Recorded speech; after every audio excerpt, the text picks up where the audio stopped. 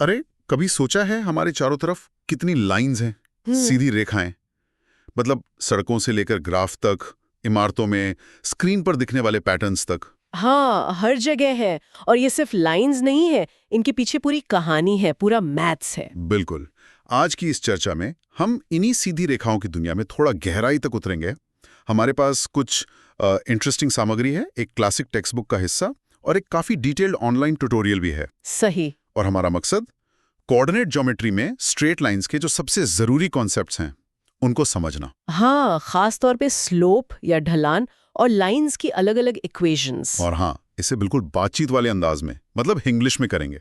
चलो इसे खोलते हैं, इसकी तह तक जाते हैं। बिल्कुल। और इसकी कहानी, जैसा आपने कहा, काफी पुरानी है। शुरू होती है रेने डिस्कार्टिस जैसे विचारकों से करीब 400 साल पहले। डिस्कार्टिस, हाँ, कार्टेशियन कोऑर्डिनेट्स वाले। हम किया अलजेब्रा मतलब नंबर्स और इक्वेशंस का खेल, और ज्योमेट्री जो शेप्स और स्पेस की स्टडी है, इन दोनों को मिला दिया। अच्छा। और इसी कॉम्बिनेशन को हम आज एनालिटिकल ज्योमेट्री या कोऑर्डिनेट ज्योमेट्री कहते हैं। हाँ यार, ये तो मतलब मैथ्स को देखने का नजरिया ही बदल गया इससे। शेप्स को नंबर से जोड़ना कमाल है। और स्कूल के दिन याद आ गया मुझे तो। X axis, Y axis. हाँ, वो ग्राफ पेपर पर पॉइंट्स प्लॉट करना। हाँ, जैसे टीचर पूछते थे, बताओ 6, -4 कहाँ होगा, या 3, 0 की दूरी वाई एक्सिस से कितनी है। ये सब बेसिक्स है ना। एकदम सही। ये कोऑर्डिनेट सिस्टम ही वो कैनवस है जिस पर हम इन लाइंस की कहानी लिखते हैं। पॉइंट्स की लोकेशन समझना मतलब पहली सीढ़ी है। जैसे 6, -4 मतलब एक्स एक्सिस पर 6 यूनिट्स जाओ, फिर वाई एक्सिस के पैरेलल नीचे 4 यूनिट्स। राइट। और 3, 0 एक्स एक्सिस पर ही है, तो वाई एक्सिस से उसकी दूरी 3 यूनिट्स हो गई। ये नींव बिल्कुल पक्की होनी चाहिए। ठीक है, वे ये बेसिक्स हो गए। अब उस चीज पर आते हैं जो इन लाइंस को उनका क्या कहते हैं, कैरेक्टर देती है। हाँ, उनका मिजाज। हाँ, मिजाज मतलब स्लोप या ग्रेडियंट। ये सिर्फ एक नंबर नहीं है, ये बताता है लाइन कितनी झुकी हुई है, किस तरफ जा रही है। बिल्कुल सही कहा। ये लाइन का एटीट्यूड बताता है।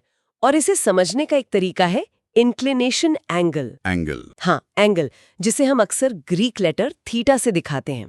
ये वो एंगल है जो लाइन पॉजिटिव एक्स एक्सिस के साथ एंटी क्लॉकवाइज डायरेक्शन में बनाती है। अच्छा, पॉजिटिव एक्स एक्सिस से एंटी क्लॉकवाइज। और ये एंगल हमेशा 0 डिग्री से 180 डिग्री के बीच ही होता है। ओके। और फिर जब हम इस एंगल का टेंजेंट लेते हैं, टैन थीटा, ट्रिग्नोमेट्री वाला, तो हमें उस लाइन का स्लोप मिल जाता है। इसे m से दिखाते हैं, तो फॉर्मूला हुआ m = tan थीटा। यहीं पर एक सवाल आता है मेरे मन में, टैन थीटा ही क्यों? मतलब स्लोप के लिए साइन या कोसाइन क्यों नहीं यूज करते, टैन ही क्यों? बहुत अच्छा सवाल है ये। देखिए, टैन थीटा होता क्या है। एक राइट एंगल ट्रायंगल में टैन थीटा होता है opposite side divided by adjacent side, है ना। हाँ, परपेंडिकुलर अपॉन बेस। बिल्कुल। अब सोचिए, हमारी लाइन एक्स एक्सिस और एक वर्टिकल लाइन, ये मिलकर एक राइट एंगल ट्रायंगल जैसा बना सकते हैं। इसमें जो वर्टिकल चेंज है, यानी राइज या वाई में बदलाव, हाँ। वो ऑपोजिट साइड जैसा है। और जो हॉरिजॉन्टल चेंज है, रन या एक्स में बदलाव, वो एडजेसेंट साइड जैसा। अच्छा। तो टैन थीटा सीधे सीधे राइज ओवर रन को कैप्चर करता है। मतलब वाई में बदलाव प्रति यूनिट एक्स में बदलाव। इसीलिए ये स्लोप या झुकाव को मापने का सबसे नेचुरल तरीका है। वाह, तो ये राइज ओवर रन वाला कनेक्शन है, ये सिर्फ फॉर्मूला नहीं, इसके पीछे पूरा लॉजिक है। इसे ऐसे सोचे जैसे किसी पहाड़ी की चढ़ाई, उसकी स्टीपनेस। बिल्कुल। अगर आप लाइन पर बाएं से दाएं चल रहे हैं, तो m बताता है कि चढ़ाई कितनी तेज है। ज्यादा m मतलब ज्यादा खड़ी चढ़ाई। और m की वैल्यू मतलब उसका साइन, पॉजिटिव, नेगेटिव या 0, और उसकी मैग्नीट्यूड बहुत कुछ बताती है लाइन के बारे में। जैसे अगर m पॉजिटिव है तो टैन थीटा पॉजिटिव होगा। इसका मतलब थीटा 0 डिग्री से 90 डिग्री के बीच है, एक्यूट एंगल। लाइन बाएं से दाएं ऊपर जा रही है, चढ़ाई है। ओके। अगर m नेगेटिव है तो टैन थीटा नेगेटिव होगा, मतलब थीटा 90 डिग्री से 180 डिग्री के बीच है, ऑब्ट्यूस एंगल। लाइन बाएं से दाएं नीचे जा रही है, ढलान है। और अगर लाइन एकदम फ्लैट हो, मतलब एक्स एक्सिस के पैरेलल? उस केस में लाइन एक्स एक्सिस के साथ 0 डिग्री का एंगल बनाती है, थीटा = 0 डिग्री, और टैन 0 डिग्री होता है 0। इसलिए हॉरिजॉन्टल लाइन का स्लोप 0, कोई चढ़ाई ढलान नहीं। समझ गया। और अगर लाइन एकदम सीधी खड़ी हो, वाई एक्सिस के पैरेलल? तब लाइन एक्स एक्सिस के साथ 90 डिग्री का एंगल बनाती है। Theta is equals to 90 degree. और tan 90 डिग्री डिफाइन नहीं होता, वो इन्फिनिटी की तरफ जाता है। अच्छा हाँ, tan 90 तो अनडिफाइंड होता है। हाँ, इसलिए वर्टिकल लाइन का स्लोप नॉट डिफाइंड या अनडिफाइंड कहलाता है। ओके, तो स्लोप का साइन और वैल्यू ये लाइन की पूरी पिक्चर दे देते हैं। अब स्लोप निकालने के तरीके क्या हैं? एक तो आपने बताया m equals to tan theta, अगर एंगल पता हो। जैसे मान लो एंगल 60 डिग्री है, तो slope tan 60 degree equals to √3। और अगर 135 डिग्री है, वो 90 से बड़ा है, तो tan 135 डिग्री होता है -1। राइट। और दूसरा तरीका जो शायद ज्यादा कॉमन है, हाँ, वो तब यूज होता है जब हमें एंगल नहीं पता, लेकिन लाइन पर कोई भी 2 पॉइंट्स पता है। मान लीजिए x1 y1 और x2 y2। तब स्लोप का फॉर्मूला है m equals to y1 minus y2 x2 minus x1। हाँ, y कोऑर्डिनेट्स का difference divided by x coordinates का डिफरेंस। बिल्कुल, ये वही राइज ओवर रन वाली बात है। हाँ, ये फॉर्मूला तो बहुत काम आता है। जैसे अगर पॉइंट्स हैं 2, 3 और 4, 7, तो स्लोप क्या होगा? 7, 3, हाँ 4, 2, हाँ मतलब 4 2 2। सही, मतलब हर एक यूनिट x बढ़ने पर y 2 यूनिट्स बढ़ रहा है। परफेक्ट। तो अब एक लाइन का स्लोप समझ आ गया। अब अगर दो लाइंस हो मैदान में, उनके बीच क्या रिश्ते होते हैं? उनका इंटरेक्शन, उनके स्लोप्स मान लीजिए m1 और m2 हमें उनके आपसी रिश्ते के बारे में काफी कुछ बताते हैं। जैसे वो पैरेलल हैं या काट रही हैं? या उनके बीच एंगल कितना है। एग्जैक्टली। अगर दो लाइंस काटती हैं, इंटरसेक्ट करती हैं, तो उनके बीच के एंगल थीटा और उनके स्लोप्स के बीच एक रिश्ता है। अच्छा, क्या रिश्ता है? फॉर्मूला है tan theta is equal two plus minus m2 m1 upon 1 plus m1 m2। ओ, ये फॉर्मूला, इसमें प्लस माइनस क्यों है? क्योंकि दो लाइंस के बीच हमेशा दो एंगल बनते हैं, एक एक्यूट 90 डिग्री से कम और एक ऑब्ट्यूस 90 डिग्री से ज्यादा। वो एक दूसरे के सप्लीमेंट्री होते हैं, मतलब उनका जोड़ 180 डिग्री होता है। तो ये फॉर्मूला दोनों एंगल के tan की वैल्यू देता है, एक पॉजिटिव और एक नेगेटिव। आमतौर पर हम एक्यूट एंगल निकालते हैं। ठीक है, ये फॉर्मूला थोड़ा कॉम्प्लिकेटेड लगता है। क्या ये बहुत यूज होता है? ये फॉर्मूला खास तौर पर तब काम आता है जब आपको दो लाइंस के बीच का बिल्कुल एग्जैक्ट एंगल निकालना हो। लेकिन इससे ज्यादा महत्वपूर्ण दो स्पेशल केसेस हैं जो इसी फॉर्मूला से निकलते हैं और बहुत ज्यादा यूज होते हैं। Special cases? हाँ, आप पैरेलल और परपेंडिकुलर की बात कर रहे हैं। एकदम सही। पहला केस, पैरेलल लाइंस, समानांतर रेखाएं। हाँ, अगर दो लाइंस पैरेलल हैं तो वो कभी नहीं मिलेंगी। इसका मतलब उनका झुकाव, उनके इंक्लिनेशन एंगल्स बिल्कुल बराबर होंगे। लॉजिकल है। और अगर एंगल बराबर है तो उनके tan भी बराबर होंगे। यानी for parallel lines m1 equals m2। बस इतना सिंपल। हाँ, अगर एक लाइन का स्लोप 3 है तो उसके पैरेलल हर लाइन का स्लोप 3 ही होगा। ये तो बढ़िया है। जैसे अगर एक लाइन है 2x + 3y = 5 और पूछा जाए कि इसके पैरेलल लाइन का स्लोप बताओ, तो पहले इसका स्लोप निकालना पड़ेगा। हाँ, कैसे निकालेंगे? इसे y = mx + c फॉर्म में बदलेंगे। 3y = -2x + 5, तो y = -2/3 x + 5/3। स्लोप आया -2/3। करेक्ट। तो पैरेलल लाइन का स्लोप भी -23 ही होगा। परफेक्ट। अब दूसरा स्पेशल केस, परपेंडिकुलर लाइंस, लंबवत रेखाएं। हाँ, जो 90 डिग्रीज पर काटती हैं। एग्जैक्टली। यहाँ एक बहुत खास रिश्ता है उनके स्लोप्स के बीच। For perpendicular lines m1 m2 = -1। उनके स्लोप्स का प्रोडक्ट हमेशा -1 होता है। ये वाला हमेशा मुझे थोड़ा कंफ्यूज करता था स्कूल में। m1 = m2 तो सीधा है, पर m1 m2 = -1, मतलब गुणा करने पर -1 क्यों? अच्छा सवाल है। ये -1 असल में 90 डिग्री रोटेशन का गणितीय नतीजा है। आप सोचिए, एक स्लोप m1 है जो राइज रन है। जब आप लाइन को 90 डिग्री घुमाते हैं तो उसका राइज और रन एक तरह से इंटरचेंज हो जाते हैं और एक का साइन उल्टा हो जाता है। अच्छा, कैसे? तो नया स्लोप m2 पुराने स्लोप का नेगेटिव रेसिप्रोकल बन जाता है। मतलब m2 = -1 m1। ओ, नेगेटिव रेसिप्रोकल? हाँ, और इसी को रीअरेंज करें तो m1 m2 = -1 आता है। ये ज्योमेट्री और अलजेब्रा का एक सुंदर कनेक्शन दिखाता है। ओके, नेगेटिव रेसिप्रोकल मतलब अगर एक लाइन का स्लोप 2 है, यानी 2 1, हाँ, तो उसके परपेंडिकुलर लाइन का स्लोप होगा -112। सही। और अगर एक का स्लोप -34 है तो परपेंडिकुलर का होगा -1 -34 यानी +43। साइन भी पलटो और फ्रैक्शन भी पलटो। बिल्कुल। और ये प्रॉपर्टी बहुत काम की है, जैसे चेक करना हो कि ट्रायंगल राइट एंगल है या नहीं। हाँ, दो साइड्स के स्लोप्स निकालो, गुणा करो, अगर -1 आया तो 90 डिग्री है। एग्जैक्टली। या अगर एक लाइन का स्लोप पता है और उसके परपेंडिकुलर लाइन का स्लोप चाहिए तो ये सीधा रास्ता है। ये तो बहुत यूजफुल है।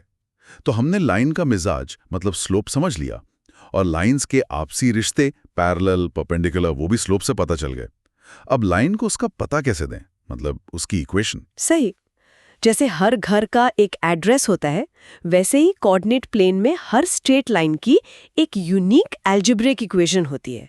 पर इक्वेशन बनाने से पहले एक छोटा सा कॉन्सेप्ट और इंटरसेप्ट्स। इंटरसेप्ट्स, हाँ, मतलब लाइन एक्सिस को कहाँ काटती है। बिल्कुल। जिस पॉइंट पर लाइन एक्स एक्सिस को काटती है, उस पॉइंट के एक्स कोऑर्डिनेट को एक्स इंटरसेप्ट कहते हैं। यहाँ y 0 होता है। ओके। और जहाँ y एक्सिस को काटती है, उस पॉइंट के y कोऑर्डिनेट को y इंटरसेप्ट कहते हैं। यहाँ x 0 होता है। और ये पॉजिटिव, नेगेटिव या जीरो भी हो सकते हैं। हाँ, बिल्कुल। जैसे अगर लाइन 5,0 से गुजरती है तो x इंटरसेप्ट 5 है। अगर 0,-2 से गुजरती है तो y इंटरसेप्ट -2 है। ठीक है। कुछ हास लाइंस की इक्वेशंस तो बहुत सीधी हैं, जैसे एक्स एक्सिस की इक्वेशन। y = 0, क्योंकि उस पर हर पॉइंट का y कोऑर्डिनेट 0 है। और वाई एक्सिस की? x = 0। और एक्स एक्सिस के पैरेलल कोई लाइन जो उससे k दूरी पर है? उसकी इक्वेशन y = k, k कोई कांस्टेंट। और वाई एक्सिस के पैरेलल? x = k। सही। ये स्पेशल केसेस हो गए, लेकिन ज्यादातर लाइंस तो तिरछी होती हैं। हाँ, जिनका स्लोप न 0 होता है न अनडिफाइंड, उनके लिए हमारे पास कुछ स्टैंडर्ड फॉर्म्स हैं। और कौन सा फॉर्म यूज करना है, ये इस बात पे निर्भर करता है कि हमें लाइन के बारे में क्या जानकारी दी गई है। अच्छा, कौन कौन से फॉर्म्स हैं? पहला और शायद सबसे पॉपुलर है slope intercept form, y = mx + c। ये नाम सुना है। हाँ, नाम ही सब बता रहा है। ये फॉर्म तब यूज करते हैं जब हमें लाइन का स्लोप m और उसका y इंटरसेप्ट c पता हो। ओके, स्लोप और वाई इंटरसेप्ट। जैसे स्लोप 3 है और वाई इंटरसेप्ट -4 है, तो इक्वेशन हुई y = 3x - 4, है ना? बिल्कुल, आसान है ये। दूसरा कौन सा है? दूसरा जो बहुत वर्सेटाइल है, वो है point slope form, y - y1 = m x - x1। अच्छा, पॉइंट स्लोप। हाँ, ये तब काम आता है जब हमें लाइन का स्लोप m और उस पर मौजूद कोई भी एक पॉइंट x1, y1 पता हो। हाँ, ये भी बहुत जरूरी लगता है। मान लीजिए स्लोप -12 है और लाइन पॉइंट 4, 5 से गुजरती है। तो इक्वेशन क्या बनेगी? y = -12x4। इसे बाद में सिंप्लीफाई करके y = mx + c फॉर्म में भी ला सकते हैं। बिल्कुल। और इसी से जुड़ा है तीसरा फॉर्म, जिसे 2 पॉइंट फॉर्म कहते हैं। 2 पॉइंट। हाँ, अगर हमें लाइन पर 2 पॉइंट्स पता हैं, x1, y1 और x2, y2, तो पहले क्या करेंगे? पहले उन 2 पॉइंट से स्लोप निकालेंगे, m = y2 - y1 x2 - x1 वाले फॉर्मूला से। सही, स्लोप मिल गया। अब हमारे पास स्लोप m है और 2 पॉइंट्स हैं। किसी भी एक पॉइंट को x1, y1 मानकर, अरे, पॉइंट स्लोप फॉर्म लगा देंगे, y1 = m x x1। Exactly. तो ये असल में पॉइंट स्लोप फॉर्म का ही एक एप्लीकेशन है। समझ गया। तो अगर 2 पॉइंट पता है तो स्लोप निकालो और फिर पॉइंट स्लोप फॉर्म। ठीक है। और चौथा फॉर्म है intercept form, x + yb = 1। Intercept form. ये तब खास तौर पर यूजफुल है जब हमें लाइन का x इंटरसेप्ट a और y इंटरसेप्ट b दोनों पता हों। और हाँ, a और b दोनों नॉन जीरो होने चाहिए। अच्छा, तो ये 4 मुख्य तरीके हो गए इक्वेशन लिखने के। डिपेंड करता है कि हमें क्या पता है, स्लोप और वाई इंटरसेप्ट, स्लोप और एक पॉइंट, 2 पॉइंट्स या दोनों इंटरसेप्ट्स। हाँ, और अक्सर हमें लाइन की इक्वेशन एक और रूप में मिलती है, जिसे जनरल फॉर्म कहते हैं, ax + by + c = 0। यहाँ a, b, c कॉन्स्टेंट्स हैं। हाँ, ये फॉर्म भी देखा है, ax plus by plus c equals to 0। और कमाल की बात यह है कि अगर इक्वेशन इस जनरल फॉर्म में दी हो तो हम उससे भी स्लोप और इंटरसेप्ट निकाल सकते हैं। बिल्कुल। कैसे? बस इक्वेशन को रीअरेंज करके y equals to mx plus c के फॉर्म में ले आओ। हाँ, जैसे अगर 2x plus 3y minus 6 equals to 0 है तो 3y equals to minus 2x plus 6 या y is equal to minus 2/3x plus 2। तो स्लोप क्या हुआ? स्लोप m हो गया माइनस 2/3 और y इंटरसेप्ट c? वो हो गया 2। ये तो बड़ा काम का है ना? और इंटरसेप्ट निकालने का एक और क्विक ट्रिक है जनरल फॉर्म से। अच्छा, वो क्या है? x इंटरसेप्ट निकालने के लिए इक्वेशन में y बराबर 0 रखो और x के लिए सॉल्व कर लो, और y इंटरसेप्ट निकालने के लिए x इक्वल्स टू 0 रखो और y के लिए सॉल्व कर लो। अरे वाह, करके देखें। वही 2x plus 3y 6 equals to 0 में y इक्वल्स टू 0 रखा तो 2x 6 इक्वल्स टू 0, मतलब 2x इक्वल्स टू 6 तो x इक्वल्स टू 3। ये x इंटरसेप्ट है। सही। और x इक्वल्स टू 0 रखा तो 3y 6 इक्वल्स टू 0, मतलब 3y इक्वल्स टू 6 तो y इक्वल्स टू 2। ये y इंटरसेप्ट। देखा? ये तो फटाफट इंटरसेप्ट पता करने का तरीका है। मुझे स्कूल में ये सब याद करने में दिक्कत होती थी, पर अब लॉजिक समझ आ रहा है कि सब जुड़ा हुआ है। अच्छा है। अब इन सभी कॉन्सेप्ट्स को मिलाकर कुछ एप्लीकेशंस देखते हैं। जैसे मान लीजिए हमें पता करना है कि 3 पॉइंट्स A, B और C एक ही लाइन पर है या नहीं, मतलब कोलिनियर है। कैसे चेक करेंगे? स्लोप से कर सकते हैं। A और B के बीच का स्लोप निकालें, MAB। हाँ। और B और C के बीच का स्लोप निकालें, MBC। फिर अगर MAB इक्वल्स टू MBC है तो इसका मतलब तीनों पॉइंट्स एक ही लाइन के झुकाव पर हैं, तो वो कोलिनियर है। बिल्कुल सही। एक ही स्लोप मतलब एक ही लाइन। या एक और उदाहरण, हमें किसी लाइन सेगमेंट AB का परपेंडिकुलर बाइसेक्टर निकालना है। ओ, परपेंडिकुलर बाइसेक्टर। ये वो लाइन है जो AB के मिड पॉइंट से गुजरती है और AB पर 90 डिग्री पर होती है। हाँ, तो इसकी इक्वेशन कैसे निकालेंगे? क्या क्या चाहिए? इसमें कई स्टेप्स होंगे। पहले A और B का मिड पॉइंट निकालना पड़ेगा। वो फॉर्मूला था ना, x1 plus x2/2, y1 plus y2/2। सही, मिड पॉइंट मिल गया।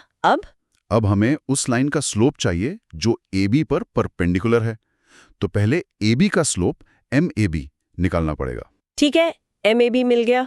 फिर परपेंडिकुलर लाइन का स्लोप होगा -1 MAB, वो नेगेटिव रेसिप्रोकल वाला रूल। बहुत अच्छे। अब क्या है हमारे पास? अब हमारे पास परपेंडिकुलर बाइसेक्टर पर एक पॉइंट मिड पॉइंट है और उसका स्लोप -1 MAB भी है। तो पॉइंट स्लोप फॉर्म लगा देंगे, y minus y mid equals to -1 MAB x minus x mid. अरे वाह, अब समझ आया ये कैसे काम करता है। इसमें मिड पॉइंट और -1 MAB दोनों कॉन्सेप्ट्स यूज हो रहे हैं। एग्जैक्टली। ये दिखाता है कि कैसे ये अलग अलग टूल्स एक साथ काम करते हैं। अच्छा, general equation ax plus by plus c is equals to 0 के साथ काम करने के लिए दो बहुत यूजफुल शॉर्टकट्स बताऊं। शॉर्टकट्स? हाँ, बिल्कुल, वो तो हमेशा अच्छे लगते हैं। पहला, अगर आपको ax plus by plus c is equals to 0 के पैरेलल कोई लाइन लिखनी है, हाँ, तो उसकी equation ax plus by plus lambda 0 होगी। मतलब x और y वाले हिस्से ax प्लस by को वैसे का वैसा रखो, बस कांस्टेंट टर्म बदल दो, लैम्डा। अच्छा, सिर्फ कांस्टेंट बदलेगा। हाँ, और लैम्डा की वैल्यू निकालने के लिए सवाल में कोई और कंडीशन दी होगी, जैसे कि वो पैरेलल लाइन किस पॉइंट से गुजर रही है। वो पॉइंट इसमें डालकर लैम्डा निकल जाएगा। समझ गया। मतलब पैरेलल लाइंस का ax प्लस by वाला हिस्सा सेम रहता है, ये तो समय बचाएगा। और दूसरा शॉर्टकट, अगर आपको ax plus by plus c is equals to 0 के परपेंडिकुलर कोई लाइन लिखनी है, परपेंडिकुलर के लिए? हाँ, तो उसकी equation bx ay plus lambda equals to 0 होगी। अरे, इसमें क्या किया? इसमें देखो, x और y के कोएफिशिएंट्स a और b को आपस में बदल दिया। स्वैप कर दिया। हाँ, a की जगह b की जगह a आ गया। और बीच वाले साइन को बदल दिया। अगर पहले प्लस था तो माइनस, अगर माइनस था तो प्लस। अच्छा, कोएफिशिएंट स्वैप करो, साइन बदलो। और कांस्टेंट टर्म फिर से लैम्डा हो गई, जिसे कंडीशन से निकालेंगे। ये तो गजब है। जैसे 2x प्लस 3y 6 इक्वल्स 0 के परपेंडिकुलर लाइन का फॉर्म होगा, कोएफिशिएंट्स बदलो, 3 और 2, साइन बदलो, बीच में माइनस, तो 3x minus 2y plus lambda equals to 0। Perfect. ये शॉर्टकट्स तो कंपटीशन एग्जाम्स में बहुत कम आ सकते हैं। निश्चित रूप से ये समझ और प्रैक्टिस से आते हैं। और हाँ, इसी फाउंडेशन पर कुछ और टूल्स भी बनते हैं, जैसे एक पॉइंट का किसी लाइन से परपेंडिकुलर डिस्टेंस निकालना। हाँ हाँ, वो फॉर्मूला होता है ax1 + by1 + c divided by √a² + b²। बिल्कुल। या दो पैरेलल लाइंस के बीच की दूरी निकालना। उसका फॉर्मूला है c1 c2 divided by √a² + b²। अगर लाइंस ax + by + c1 = 0 और ax + by + c2 = 0 हैं। सही। ये सब इसी कहानी का हिस्सा है। तो मतलब इन सब बातों को निचोड़ क्या निकला? हमने देखा कि स्ट्रेट लाइंस कितनी लॉजिकल और इंटरेस्टिंग हैं। स्लोप उनका मिजाज बताता है, कितनी झुकी हैं, किधर जा रही हैं, रेट ऑफ चेंज क्या है। हाँ, और अलग-अलग इक्वेशंस हमें उन्हें गणितीय रूप से एक पहचान या पता देने के तरीके देती हैं, और ये इस बात पर निर्भर करता है कि हमें उनके बारे में क्या जानकारी पता है। सही कहा। और ये समझना बहुत ज़रूरी है, क्योंकि ये सिर्फ स्कूल मैथ्स तक सीमित नहीं है। एनालिटिकल ज्योमेट्री की ये समझ, ये स्ट्रेट लाइंस का खेल, ये आगे चलकर मैथ्स में कर्व्स जैसे parabola, ellipse, 3D geometry, vectors, calculus में टेंजेंट्स और नॉर्मल्स, इन सब को समझने का बेस बनता है। मतलब ये एक फंडामेंटल बिल्डिंग ब्लॉक है। बिल्कुल। तो सोचने वाली बात यह है, कैसे ये साधारण सी दिखने वाली सीधी रेखाएं जो डिस्कार्टिस के समय से शुरू हुई, आज के एआई और कंप्यूटर ग्राफिक्स के युग तक इतनी सारी जटिल चीजों को समझने और बनाने का आधार बनी हुई हैं। हाँ, चाहे वो फिजिक्स में मोशन के ग्राफ हों, इंजीनियरिंग में डिजाइन हो, इकोनॉमिक्स में ट्रेंड लाइंस हों, या कंप्यूटर स्क्रीन पर पिक्सेल्स को जोड़कर इमेज बनाना हो, स्ट्रेट लाइंस हर जगह हैं। कैसे ये सिंपल सा आइडिया कि स्पेस में किसी लाइन को एल्जेब्रा की इक्वेशन से पकड़ सकते हैं, इतना पावरफुल और यूनिवर्सल बन गया, इस पर विचार कीजिएगा।